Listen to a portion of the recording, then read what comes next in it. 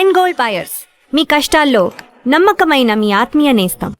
నాకు చాలా బాగా గుర్తుండిపోయే సినిమా వచ్చేసి సీన్ సార్. వెంకటేష్ గారితో మీకు చాలా సీన్లు ఉంటాయి. ఇంకా గట్టిగా మాట్లాడాలంటే వెంకటేష్ గారిని మీరు ప్రతి సీన్లో డామినేట్ చేస్తూ ఉంటారు. సో ఆ సినిమా యాక్ట్ చేసేటప్పుడు ఆయనేమో ఒక పెద్ద స్టార్ తెలుగులో, మీరేమో అప్పటికి యాక్టివ్గా ఉన్న ఆర్టిస్ట్.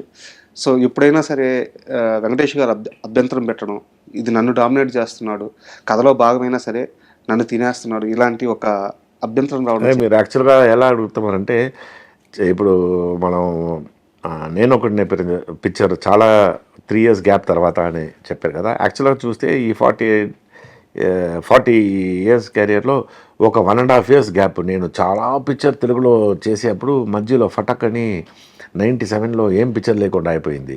అప్పుడు ఒక 1 year పిక్చరే లేకుండా ఇంట్లో కూర్చున్నాం. ఆ టైంలో వచ్చిన పిక్చర్ నాకు చీను తమిళ్లో, యాక్చువల్గా సొల్లామలే పిక్చర్ రీమేక్ అది. సో ఆ పిక్చర్ డైరెక్టర్ శశి నా ఇంటికి ఒకరోజు వచ్చి, సార్ నేను ఒక పిక్చర్ చేస్తున్నాను తమిళ్లో అని కథ చెప్పారు, ఇది మీ క్యారెక్టర్ అని. అది రీమేకే, అది తెలుసు కదా మీకు, తమిళ పిక్చర్ రీమేకే. సో తమిళ పిక్చర్లో ఇంకో బాగా ఉంటుంది. వెంకటేష్ గారు ఏమి ఇన్వాల్వ్ అవ్వదండి.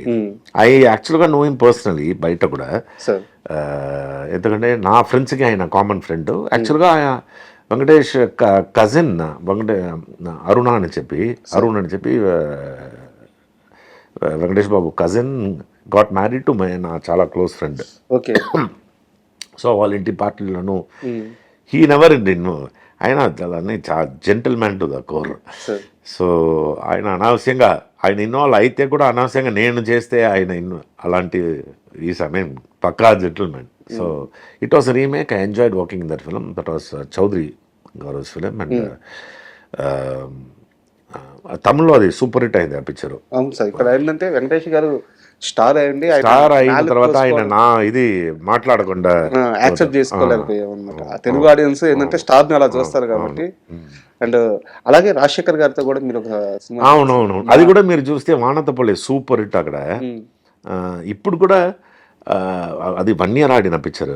ఆ పిక్చర్లో ఒక సీన్ ఉంటుంది, విజయకాంత్ నేను పిలిచి కింద నుంచి శాండ్ తీసుకొని ఎంత కౌంట్ చేసి చెప్పంటే ఆయన 1,35,660 మీరు కావాలంటే మీరు, అది చాలా ఫేమస్ సీన్ అది. అది రాజశేఖర్తో తెలుగులో ఏం చేశారంటే, అది నేను విల్లన్ లాగా, ఇదిలో నేను మంచి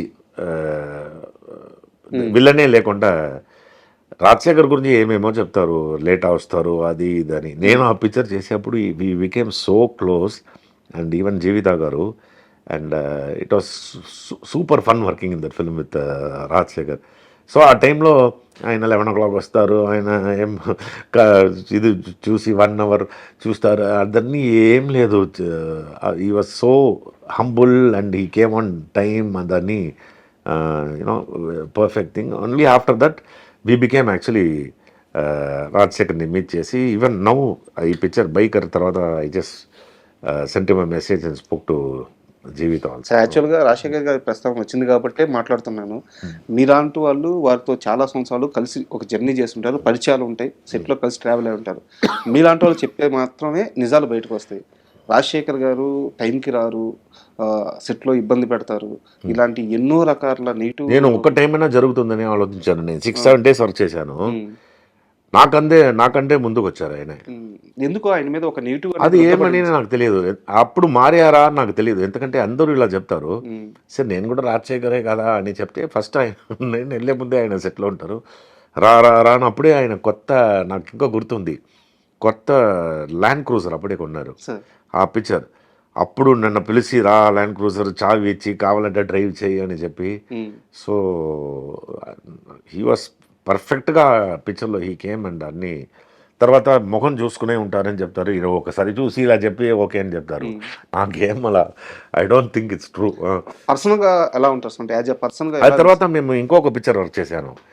ఆ పిక్చర్ రిలీజ్ అవ్వలేదు యాక్చువల్గా. ఆ పిక్చర్ నేను వారి ప్రొడక్షన్ హౌస్ సొంత ఓన్ కాదు, ఈ ఏ ఆర్ట్స్ మహేంద్ర వాళ్ళు ఒక పిక్చర్ చేశారు, ఈయన double action.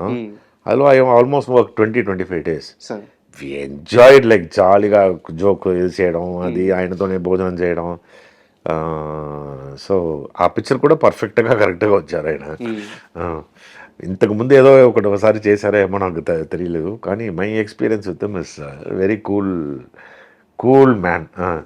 Super sir, super. ఎందుకంటే మీలాంటి వాళ్ళు చెప్తేనే కొన్ని నిజాలు తెలుస్తాయి అనమాట. No is a very very very, phone చేస్తే కూడా ఒక ఆర్టిస్ట్లో ఆయన తీస్తారు ఫోన్, లేకపోతే ఫోన్ చూసి ఏమని రిటర్న్ ద కాల్, అలాంటి ఒక మనిషి ఆయన.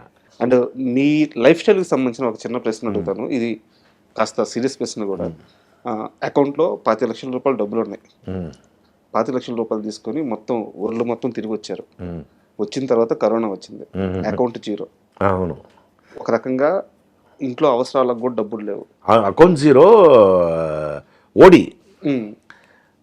బ్యాంక్ ఓడి ఇది చేయాలి, అకౌంట్ మొత్తం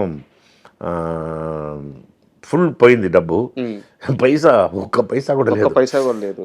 సో ఆ సమయంలో మీ పర్సనల్ లైఫ్ కి సంబంధించిన డిసిషన్ అది. బట్ మీ వైఫ్ మిమ్మల్ని క్వశ్చన్ చేయలేదా, ఇలా ప్లానింగ్ లేకుండా ఉన్నావు?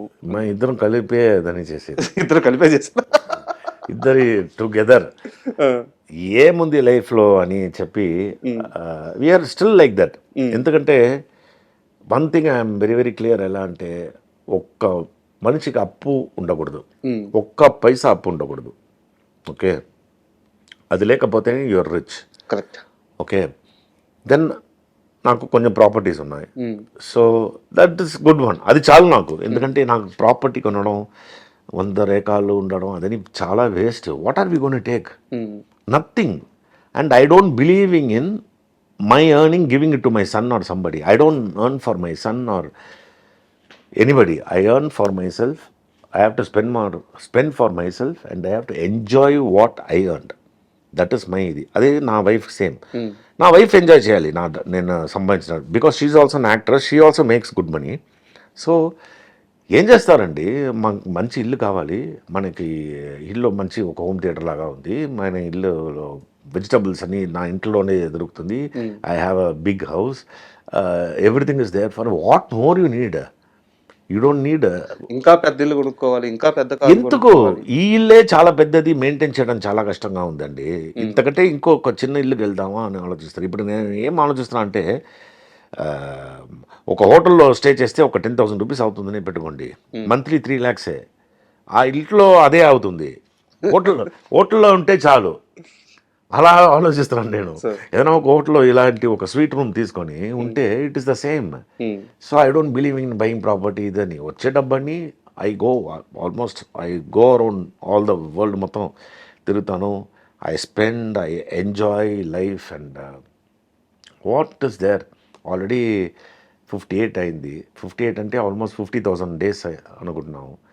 అనదర్ 5,000 days అంటే 15 years. చాలా ప్రాక్టికల్ గా మాట్లాడుతున్నారు. సో ప్రాక్టికల్ కాదు, నిజం అదే, ప్రాక్టికల్ కాదు. సో హెల్త్ మాత్రం బాగా చూసుకొని, you have to take care of your health, and you have to be fit to see places.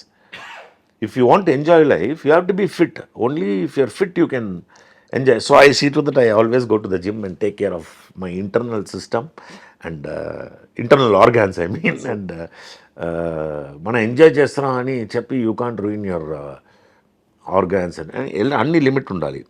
So అన్ని లిమిట్ ఉండాలి, అన్లిమిటెడ్గా కూడా వెళ్తాను నేను. So there are, I mean, when it comes to having good time, partying and all that is there. What is there in life?